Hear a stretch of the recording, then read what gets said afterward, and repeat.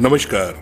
स्वागत है आपका मेरे चैनल प्लेटफॉर्म हॉरर रेडियो में, जहां मैं आपको सुनाऊंगा ऐसी ही खौफनाक रातों के किस्से किस्से अर्बन लेजेंड्स के और उन सुनसान रास्तों के जहां कोई आता जाता नहीं। आज की जो कहानी हम आपको सुनाने जा रहे हैं, ये कहानी है मुंबई के एक छात्र राहुल की। कॉलेज की तरफ से सभी स्टूडेंट्स कैंप के लिए एक जंगल में गए थे। हालांकि ठंड थी, इसलिए रात में सभी ने पूरी रात कैंप फायर के साथ डांस करने और गाने का प्रोग्राम बनाया। राहुल के साथ बाकी छात्रों को कैंप फायर के लिए लकड़ियां इकट्ठा करने का जिम्मा सौंपा गया। राहुल निकला तो सबके साथ था, लेकिन जंगल में भटकता हुआ अकेले बहुत दूर कहीं निकल गया। अचानक आसमान बादलों से भर गया और गरज के साथ जोरदार बारिश होने लगी। बादलों के लगातार गरजने से राहुल पेड़ के नीचे खड़ा रहना मुनासिब ना समझ आसपास किसी घर की तलाश में एक दिशा में भागने लगा। उसे कुछ ही दूरी पर एक बिल्डिंग नजर आई।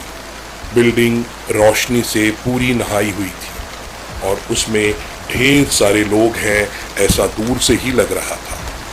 वो तेजी से भागते हुए उस बिल्डिंग में जा घुसा और सामने से आती हुई एक खूबसूरत सी नर्स से टकराते टकराते बचा। नर्स ने उसे घूर कर देखते हुए कहा, बहुत अधिक भीग गए हो, सर्दी लग जाएगी। उधर बाईं ओर एक स्टोर रूम है, वहां जाकर जो भी मिले उसे कहना सिस्टर राधा ने दूसरे सूखे और साफ कपड़े देने को कहा है, वह तुम्हें कपड़े दे देगा। राहुल हक्का बक्का मुंह फाड़े सिस्टर राधा को देखता रहा। उसे यह समझ नहीं आया कि मैं क्या करूं। राहुल की कंडीशन देखकर सिस्टर राधा खिलखिलाकर हंस पड़ी और बोली, तुम जाकर वैसे ही करो जैसे मैंने कहा है। तो राहुल हल्के में हाँ में सर हिलाकर सिस्टर की बताई दिशा में चला गया। अभी वो 10 कदम ही चला था कि उसके कंधे पर किसी ने हाथ रख दिया। वो चौंक कर पीछे मुड़ा और अपने सामने एक युवक को खड़ा मुस्कुराता हुआ पाया। राहुल के चेहरे पर आश्चर्य था, जिसे देखते ही उस युवक को हंसी आ गई। उसने कहा, मैं कैप्टन आनंद हूं और यह आर्मी हॉस्पिटल है। राहुल अब धीरे धीरे सामान्य हो गया और कैप्टन आनंद को सिस्टर की कही बातें बताई। सुनकर कैप्टन आनंद के चेहरे पर एक रहस्यमयी मुस्कान फैल गई और वह बोले, अच्छा, सिस्टर राधा से भी मिल चुके हो? जी, क्या मतलब आपका?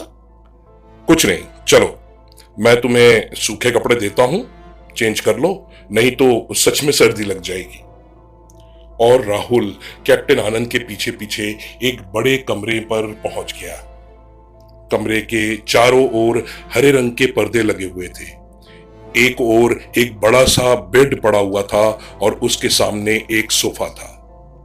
बीच में एक टेबल था जिस पर 2 ग्लास, एक बड़ी बोतल ब्रांडी की और 1-2 किताबें पड़ी हुई थी।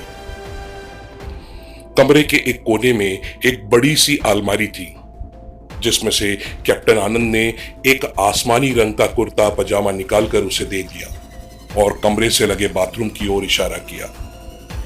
राहुल बाथरूम से कपड़े चेंज कर जैसे ही निकलने लगा, उसकी नजर बाथरूम की एक दीवार पर पड़ी। वह खून के छींटों से भरी हुई थी।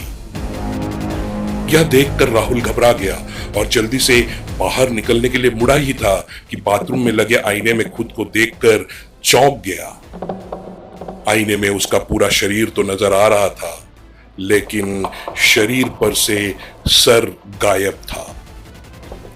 अब राहुल को डर लगने लगा। उसकी एक जोरदार चीख निकल गई और वह हड़बड़ाकर दौड़ते हुए पसीना पसीना होकर बाथरूम से बाहर आ गया।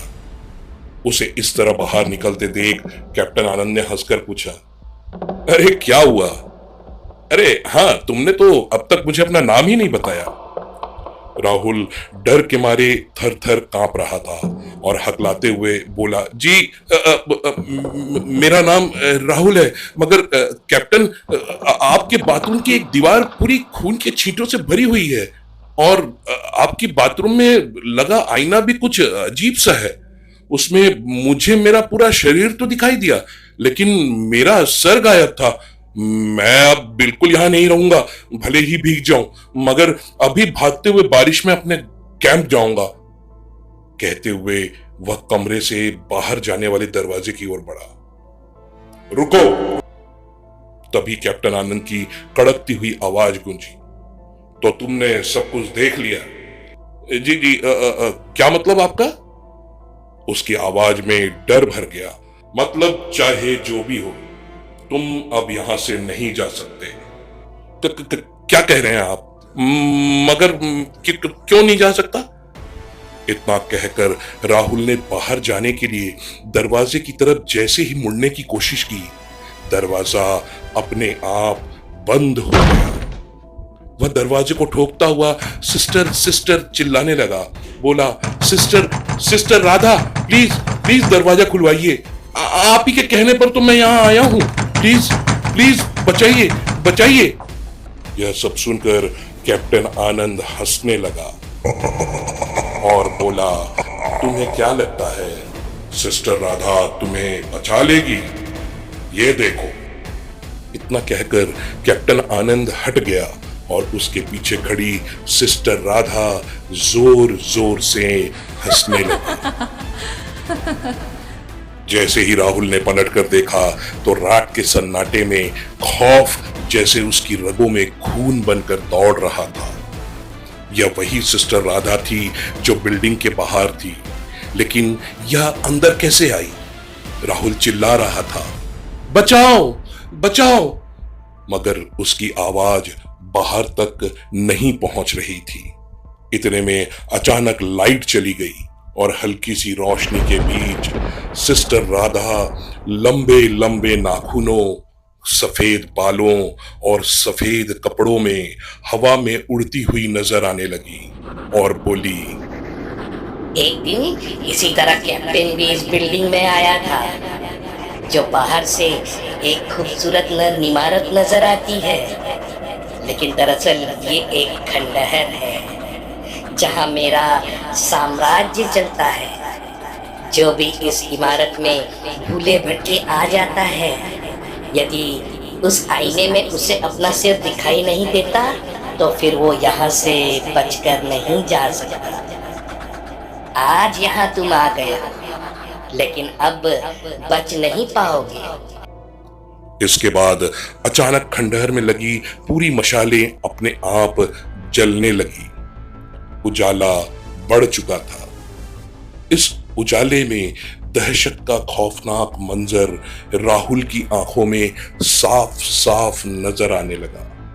वो बदहवास सा चारों तरफ भागने लगा, इस उम्मीद में कि कहीं कोई रास्ता निकले, कोई दरवाजा खुले, वह बाहर निकल पाए, उसकी जान बच जाए।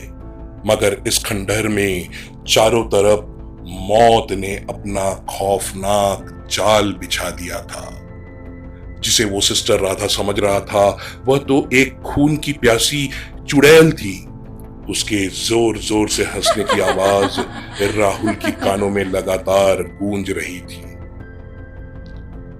राहुल कैप्टन कैप्टन चिल्लाते हुए दौड़ने लगा और अचानक खंडहर के कोने में किसी से टकरा गया।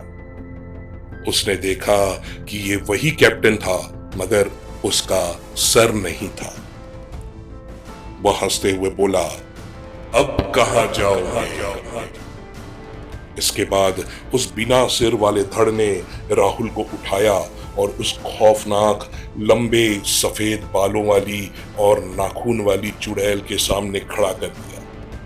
अपने बड़े बड़े नाखूनों से चुड़ैल ने राहुल को जकड़ लिया और उसका खून पीना शुरू कर दिया। राहुल की मौत का यह खौफनाक खेल आधी रात होते होते खत्म हो चुका था। वक्त बीतता गया। एक लंबे अरसे के बाद एक खूबसूरत सी लड़की जंगल में भटकते हुए उसी इमारत के करीब आई और उस इमारत में दाखिल हो गई। वही बारिश, वही खौफनाक मंजर, बस अगर कुछ बदला था तो आज सिस्टर राधा की जगह राहुल खड़ा था, खूनी और खौफनाक खंडहर के लिए एक नए शिकार की तलाश में। तो दोस्तों, ये थी आज की कहानी। उम्मीद करता हूं कि ये कहानी आपको पसंद आई होगी। अगर कहानी पसंद आई तो इस कहानी को, इस वीडियो को अपने दोस्तों के साथ शेयर करना ना भूलिएगा। अगर आप हमारे चैनल में नए हैं तो हमारे चैनल प्लेफॉर्म हॉरर रेडियो को जरूर सब्सक्राइब कर लीजिएगा। तो दोस्तों, मिलते हैं एक अगले कहानी में एक नए दहशत के साथ। तब तक आप सुनते रहिए प्लेफॉर्म हॉरर रेडियो।